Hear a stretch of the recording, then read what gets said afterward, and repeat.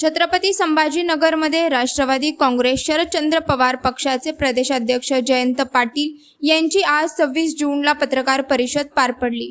यावेळी बोलताना जयंत पाटील मुख्यमंत्री असे महाविकास आघाडीच्या नेत्यांनी स्वारस्य ठेवू नका असं जयंत पाटील म्हणाले। यासोबतच ड्रग्ज प्रकरणावर बोलताना पब आणि ड्रग्ज संस्कृतीचा विळखा तरुणाईला बसत असल्याचं देखील त्यांनी म्हटलं। महाराष्ट्रातल्या तरुणाईपर्यंत सहजगत्या ड्रग पोचवणाऱ्या गँग्स आणि त्यांना सपोर्ट करणारं गृह खात्यातले पोलीस हे एक मोठं नेक्सस तयार झालेलं आहे।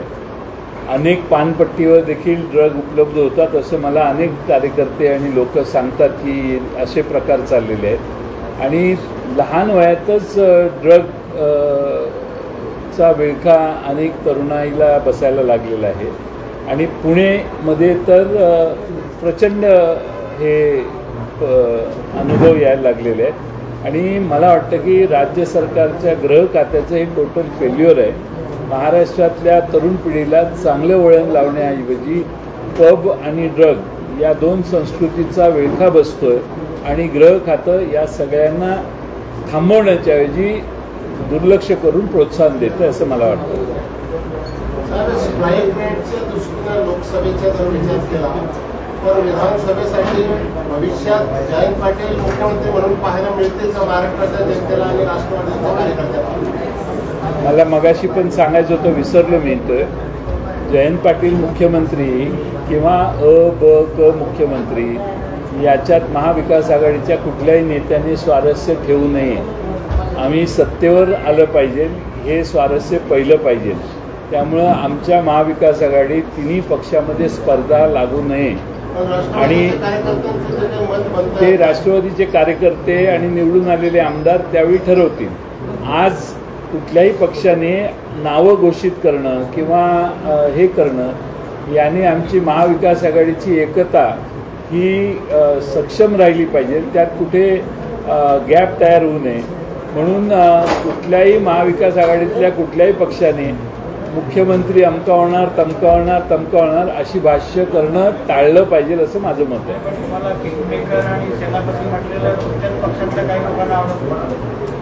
त्यांनाही आवडायला लागेल, तुम्ही घाई करू नका। Time is the solution.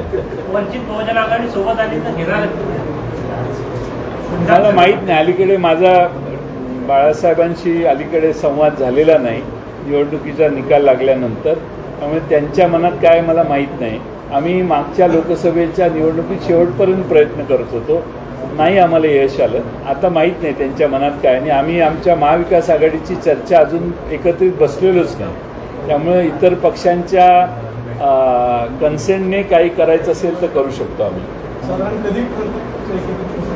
उद्याच बसणार, 25 तारखेला कालच बसणार होतो पण ते शक्य झालं नाही।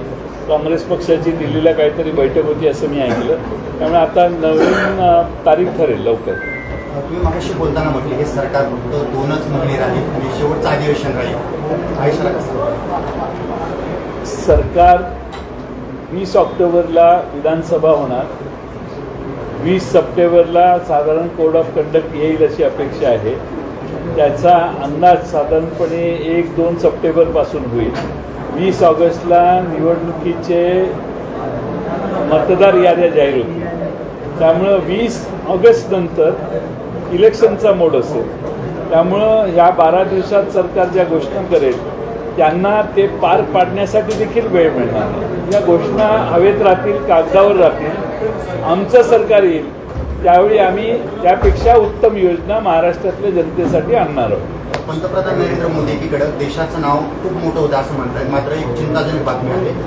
पाणी टंचाईचं संकट भारताची बाजारातील कर्ज क्षमतेची दुःखीची घंटा जी आहे ती वाढते, कारण आंतरराष्ट्रीय रेटिंग एजन्सी मूडीजचा हा भारतासाठी अलर्ट आहे। काय पाणी संकट जे आहे ते भारतावर निर्माण झालेलं आहे, त्यामुळे इतर देशांकडून कर्ज मिळतं। पाणी संकट भवितव्यामध्ये पाणी म्हणतात, वॉटर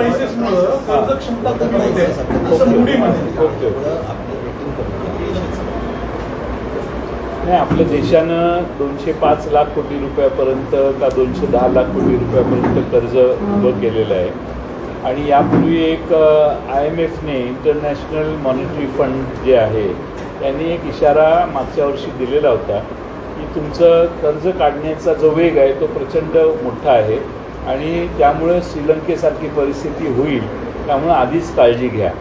त्यामुळं मला वाटतं की केंद्र सरकारने या सगळ्या काळज्या घेऊन सरकारमध्ये काम केलं पाहिजे. महाराष्ट्र सरकारने त्यांना एवढ्या मोठ्या प्रकारात आता हे आमदार सांभाळण्यासाठी एवढे वर्क ऑर्डर आणि टेंडर काढून कामं दिलेली आहेत की त्या सगळ्यांची बेरीज जी आहे त्याचे पैसे द्यायला 3 वर्ष लागतील. एवढी आश्वासनं, तुझ्या मतदारसंघात 1500 कोटी, तुझ्या मतदारसंघात 400 कोटी, तुझ्या मतदारसंघात 5000 कोटी, हे आमदारच घोषणा करतायत माझ्या मतदारसंघात मी एवढे आणले. त्याची बेरीज केली तर महाराष्ट्राचं बजेट 3 वेळा मांडावं लागेल. त्यामुळे ही त्या भागातल्या जनतेची फसवणूक आहे, त्याच्यापेक्षा काय नाही. नारळ फोडणे आणि कमिशन घेणे याच्या पलीकडं कमिटमेंट काही नाही.